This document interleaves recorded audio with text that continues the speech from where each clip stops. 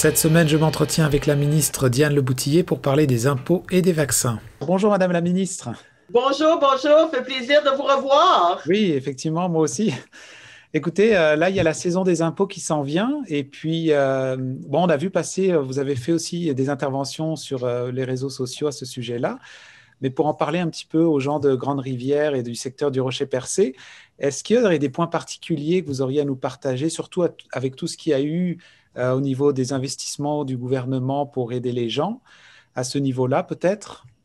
Oui, ben effectivement, on revient à une saison des impôts avec des dates, aux dates là qu'on avait ultérieurement. Donc, la saison des impôts a débuté le 22 février pour se terminer le 30 avril au niveau des particuliers et pour les gens qui sont travailleurs autonomes et indépendants, ça se termine le 15 juin. Et l'an passé, on a vu, hein, on avait tenu une saison des impôts, puis on avait modifié les dates jusqu'à la fin septembre, jusqu'au 30 septembre. Donc, il y a probablement des gens qui ont rempli leur déclaration, ont fait remplir leur déclaration de revenus il y a quelques mois seulement en septembre et qui là doivent se dire, mon Dieu, il me semble que la saison des impôts arrive rapidement. Mais on est vraiment là dans les normes habituelles d'une saison des impôts. Mais en même temps, c'est une saison des impôts qui est particulière due aux programmes qui ont été mis en place pendant la période, pendant la COVID l'an passé. Puis au niveau de l'Agence du revenu, on parle quand même là, de 8 programmes qui ont été mis en place, dont le programme le plus connu est la PCU et la PCUE au niveau des étudiants. C'est pour ça que même cette année, là, pour la saison des impôts, je recommande aux gens là, d'aller vraiment vers des gens qui sont spécialisés, des préparateurs d'impôts là, pour Oui, pouvoir c'est ça que j'allais vous demander, s'il y avait besoin, est-ce que ça peut être rendu complexe, j'imagine, à un moment donné, et que peut-être on pourrait aller chercher de l'aide avec ça, parce que est-ce que dans les 8 programmes que vous parlez, et tous sont imposables ou pas tous, peut-être?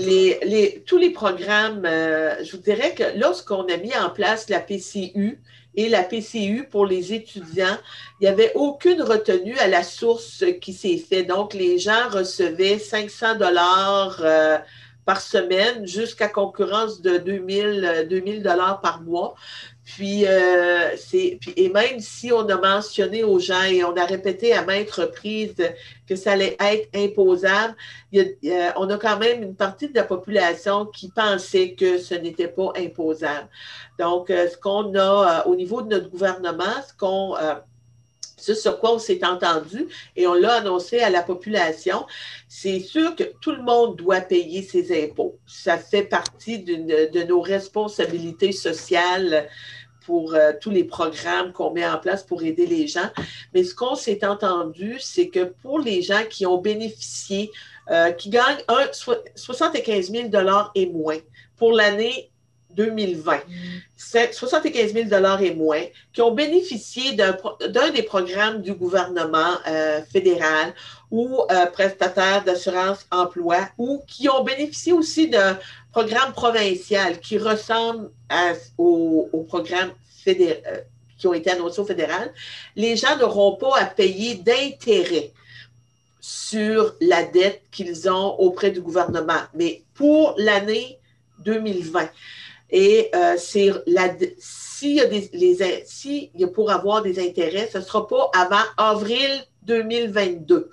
Mais la dette que les gens vont avoir, moi, j'encourage fortement les gens, vous allez appeler à l'Agence du revenu et vous allez pouvoir prendre des ententes. On va être flexible avec la population et vous allez avoir jusqu'en 2022 pour pouvoir rembourser les montants que vous devez à l'Agence du revenu. D'accord, donc j'imagine ce qu'il faut retenir aussi surtout, c'est que vu que ça a été une année assez particulière, c'est de prendre soin de veiller à vérifier un peu plus que d'habitude notre façon de faire les impôts et peut-être pourquoi pas être accompagné pour être sûr de répondre aux besoins du gouvernement, j'imagine. Oui, oui. Puis comme je le dis, il y a beaucoup c'est compliqué les impôts, hein. Puis je comprends la population. Puis il y a beaucoup de crédits d'impôt, même auprès des aînés. Il y a beaucoup de crédits d'impôt, puis au niveau des personnes handicapées auxquelles la population a droit. C'est pour ça que ça devient si important là, d'aller vers des préparateurs d'impôts, des gens qui connaissent les impôts, qui savent comment ça fonctionne et qui sont en mesure d'aller vous chercher le maximum dans les différents programmes qui ont été mis en place. Puis comme je le dis souvent aux gens, ben, si tu payes 20 pièces, ben il y a des chances que tu vas en avoir pour 20 pièces. Ça fait que mais allez vers les ressources qui sont spécialisées, qui vont pouvoir aller vous chercher le maximum. D'accord. Ben, merci beaucoup pour ces informations. Est-ce que le fait que, je ne sais pas si vous en avez peut-être déjà parlé, mais la- les dates sont toujours les mêmes pour livrer les impôts. Il y a des dates Oui, maximum. les dates sont toujours les dates demeurent toujours les mêmes. C'est sûr que pour les gens qui font leur déclaration, puis j'invite vraiment les gens à faire leur déclaration avec mon dossier au niveau, puis quand on le fait au niveau informatique, je dois vous dire que c'est rapide quand les gens là, reçoivent les montants, les sommes qui leur sont dues. Pour les gens, parce qu'on a encore des gens qui font des déclarations papier, compte tenu de la COVID, c'est sûr que pour les personnes, déclaration papier, ça va prendre beaucoup plus de temps. On parle, là, ça peut aller jusqu'à 12 semaines avant là, de recevoir là, si le gouvernement vous doit d'argent, avant de recevoir là, vos montants d'argent. Mais les déclarations, quand c'est fait avec mon dossier et que c'est fait en ligne, je dois vous dire que c'est vraiment rapide. Moi, j'entends, les gens me disent, Diane, ça a pris 5 jours, mais mon argent était rentré, là. Fait qu'on utilise aussi, on a les dépôts directs, donc ça facilite la vie des gens, puis je vous dirais que c'est une façon sécuritaire aussi en utilisant l'Internet. Puis je voudrais mentionner aussi, on a vu depuis l'an passé, au niveau de l'Agence du revenu, avec tous les programmes qui ont été mis en place, puis les mesures de sécurité aussi qu'on a dû mettre en place pour protéger les données des contribuables. Il y a des fraudeurs, puis il y en a toujours eu, il va toujours en avoir. Mais on met des mesures de sécurité en place pour protéger les données des gens. Puis juste pour vous donner un exemple, en 2020, on recevait à l'Agence du revenu environ 350 000 appels par semaine de gens qui demandaient des informations. Cette année, en 2021, avec les nouveaux programmes qui ont été mis en place et les mesures de sécurité, on reçoit plus de 1 million d'appels par semaine. Ça fait beaucoup de téléphones. Puis on se rend compte aussi que les cas sont beaucoup plus complexes. Donc, ça fait en sorte que, oui, quand on appelle à l'agence, des fois, là, on va attendre.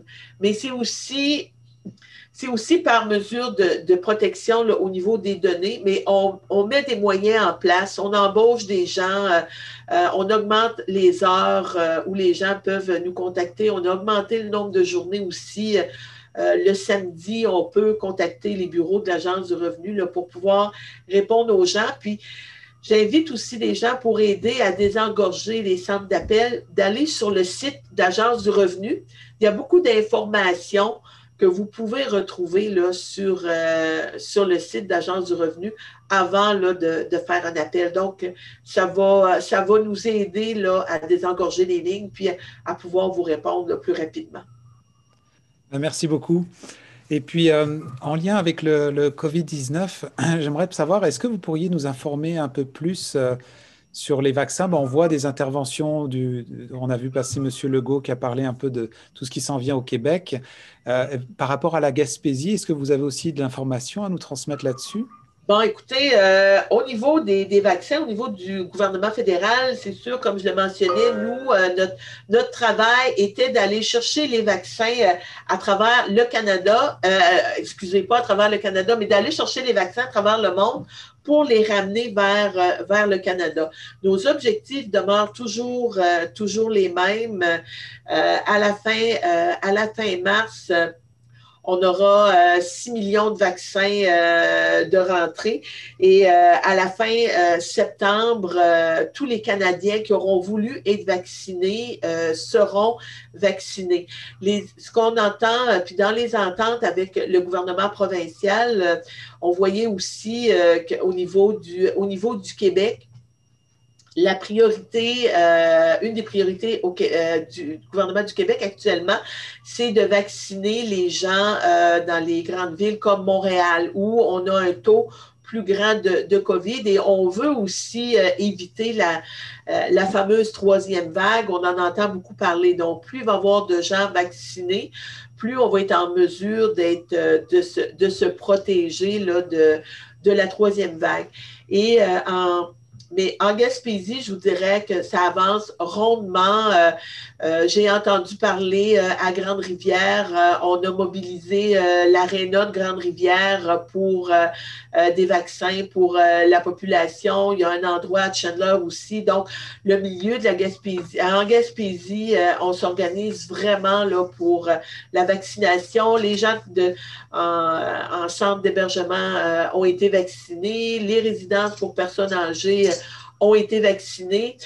Les gens reçoivent des appels, les gens de 80 ans et plus, cette semaine, on reçoivent des appels. Et ce qui dit à la population, c'est on va vous rappeler, on vérifie les données, on va vous appeler là, pour le premier vaccin et quand vous allez venir pour votre premier vaccin, on va vous dire tout de suite, on va vous donner tout de suite la date de votre deuxième vaccin. Donc, on voit qu'en Gaspésie, ça avance rondement.